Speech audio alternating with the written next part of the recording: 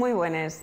Estrenamos temporada nueva de Pieces dende el Auditorio de la Casa de Cultura Teodoro Cuesta de Mieres, sede oficial de Cortomieres, un festival de cine que este año experimentó un importante crecimiento, ofreciendo un programa muy ambicioso en el que, junto a las secciones oficiales, destacaron una amplia variedad de secciones paralelas, informativas y retrospectivas.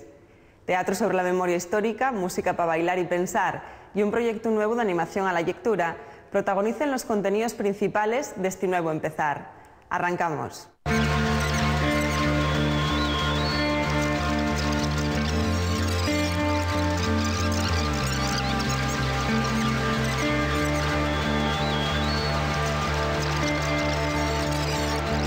Un auditorio y en sin duda el lugar más afalladizo para presentar una obra de teatro, como y el caso de la pieza O 36. Escrita por Lluís Portal y llevada a escena por la compañía Sin Texto Teatro, esta pieza inspírase en la experiencia vivida en la Guerra Civil Española por el escritor y médico maliayo Carlos de la Concha.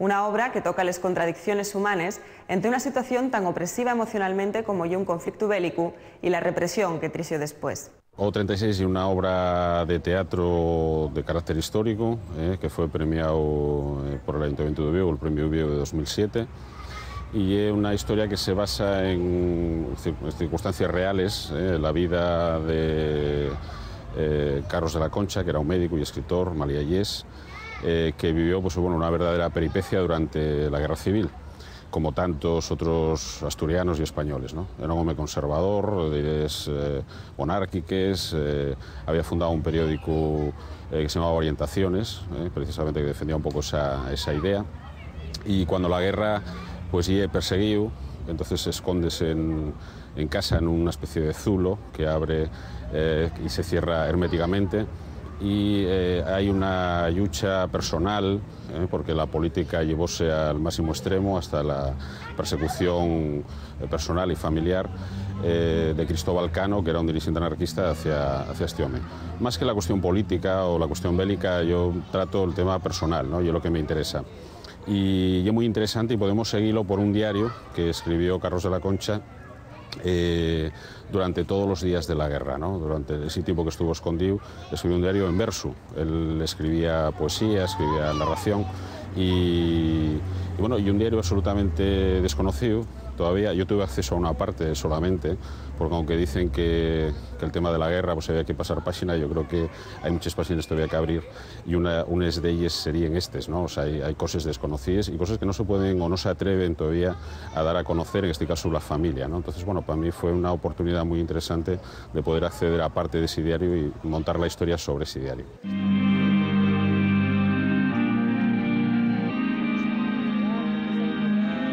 Carlos de la Concha García Ciaño fue un médico, escritor y político que nació el 16 de xeneru de 1877 en Villa. Propagandista católico, fue miembro de Acción Popular y diputado a Cortes. Y respectiva al labor literario, colaboró en ellos periódicos asturianos, madrileños y americanos, con traballos mesmo en castellano que en asturiano. De fecho, Enrique García Rendueles recuelle de ellos de las dos composiciones na antología titulada Los Nuevos Bablistas. Entre esos sobres destaquen En Sueños y Añoranzas, editado en 1923, Cuentos perreros, siluetas en sonetos, así como populares composiciones humorísticas como El Castillo y el Río o Mea culpa, mea culpa.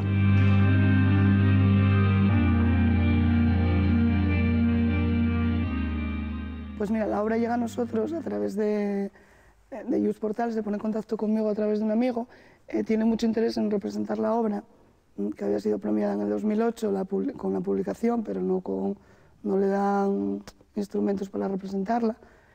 Y nos parece interesante, primero porque es un autor joven, de aquí, contemporáneo, que aquí no se suele hacer mucho teatro, salvo escrito, sí se hace teatro escrito por autores asturianos, pero básicamente el costumbrista. Pero así autores contemporáneos aquí en Asturias no se suelen trabajar. Es una historia real, que él conoce a través, él rescata los diarios de este señor que estaba escondido en su propia casa durante la guerra, y a través de ahí y de conversaciones con el entorno, con la familia, escribe la obra. Y nos parece una apuesta bastante atrevida, porque parece que siempre estamos viendo tanto representaciones teatrales como de cine o incluso libros, que siempre en la guerra hay dos bandos y parece que siempre tiramos a contar el bando de los vencidos, dicen, ¿no?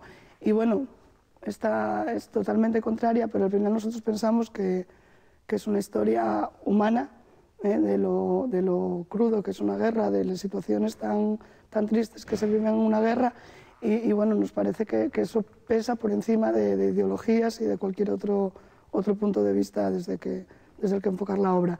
La obra es una obra muy sencilla, con una escenografía que se desarrolla todo en el salón de una casa, donde el protagonista, el médico Carlos, está escondido, y en ese salón, a través de él, pasan todos los personajes a buscarlo, su familia y todas las situaciones que se dan en la obra.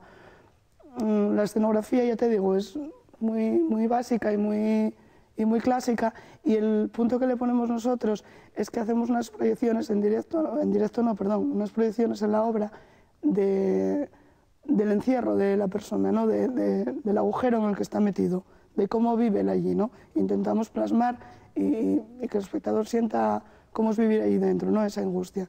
Y nos pareció que no queríamos tampoco innovar demasiado, porque ya te digo que la obra, bueno, los textos lo dicen todo, y no nos pareció una obra precisamente para innovar, sino para dejar un poco tal cual, respetando mucho al autor.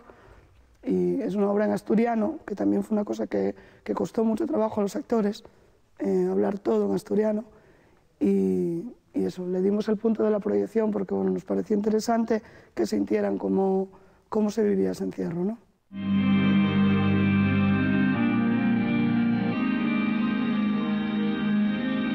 Deixar de llau la memoria histórica porque facía daño fue una de las premisas de la dramaturgia de posguerra, de manera que polo que se tiraban todos y era por facer un teatro de la ilusión que diva dirixido a la burguesía que llenaba los teatros.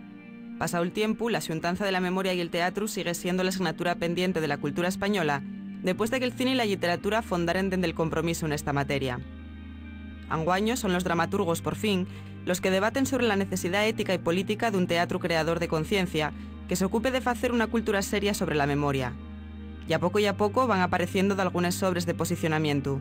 Con ellas, al entrar la memoria en la esfera pública, empieza a conseguirse que el pasado dramático se convierta, al fin, en un principio liberador.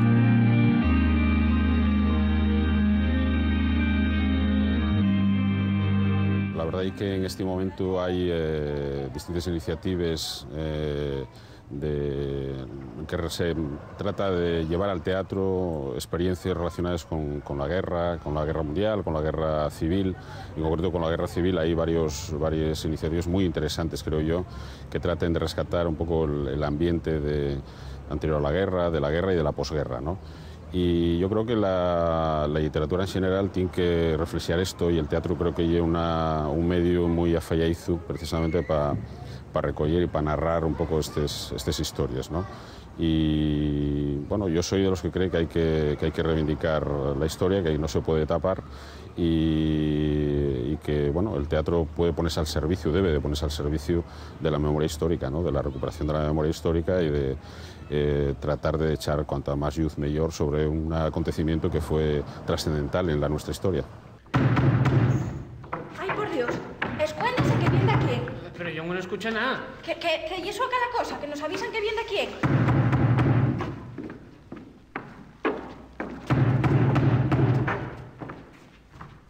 Buenos días. Buenos.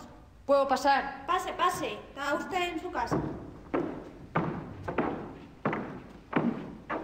Bueno, oye un decir, que ya era lo que quería. Vengo a ver a don Carlos. Ay, pues don Carlos no está, pero avísalo de que ya no pasa consulta aquí. Así que si tiene alguna maliquera o apustema, va a tener que ir a otro médico. O a un sanador, porque él ya consulta no pasa. No vengo a eso. Estoy perfectamente de salud. Coime, entonces, ¿a qué viene? Vengo a detenerlo. A detenerlo. Pero ¿qué hizo don Carlos para detenerlo? Que yo sepa, ye un señor trabajador, siempre ayudó a todo el mundo, crió muy bien a los osfíos. Si los hubiese criado bien, no estaban con los fascistas. Bah, ¿qué culpa tienen los prubiquinos? A ellos llamaronlos para hacer el servicio. Menuda responsabilidad de que había una guerra. Son prubiquinos los que bombardean un día sí y otro también a la población civil.